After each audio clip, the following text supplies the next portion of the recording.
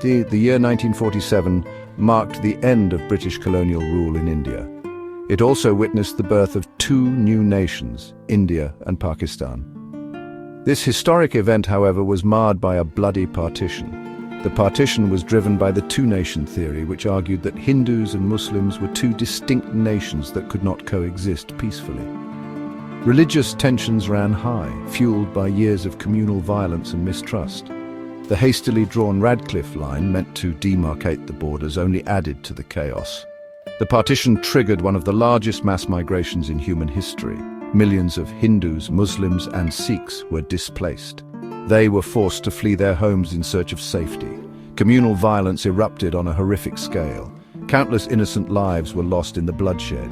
The scars of partition run deep. The trauma of that period continues to cast a long shadow over the relationship between India and Pakistan. The partition was a tragedy for both countries.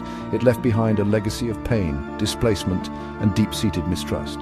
It also sowed the seeds of future conflicts, particularly over the disputed region of Kashmir. The events of 1947 serve as a stark reminder of the human cost of division and the importance of peaceful coexistence. At the heart of the India-Pakistan conflict lies the beautiful and volatile region of Kashmir.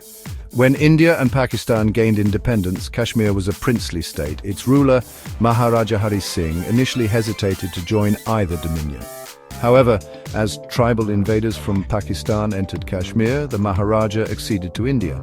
This decision triggered the First Kashmir War in 1947. The war ended in 1948 with a UN-brokered ceasefire.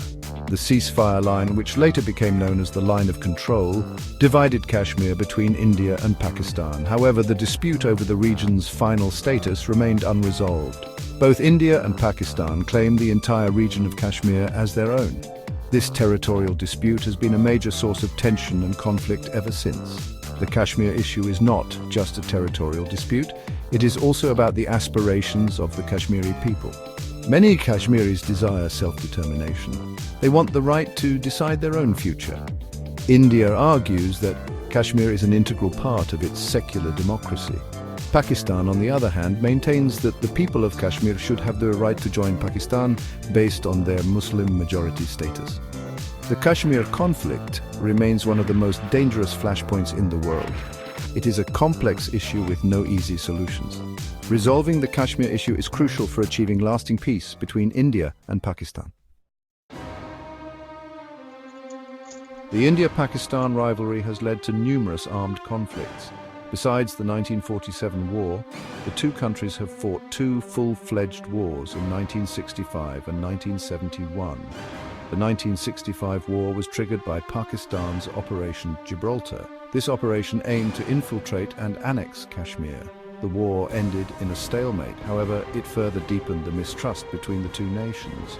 The 1971 war was sparked by the Bangladesh Liberation War. India supported the Bengali nationalist movement in East Pakistan. This support led to a direct military confrontation with Pakistan. The war ended with a decisive victory for India. It resulted in the creation of Bangladesh. In addition to these major wars, India and Pakistan have also engaged in several smaller-scale conflicts and military standoffs. The Siachen Glacier conflict, which began in 1984, is one such example. The two countries have also come close to war on several occasions, most notably during the Kargil conflict of 1999. This conflict was sparked by Pakistani intrusions into Indian-administered Kashmir.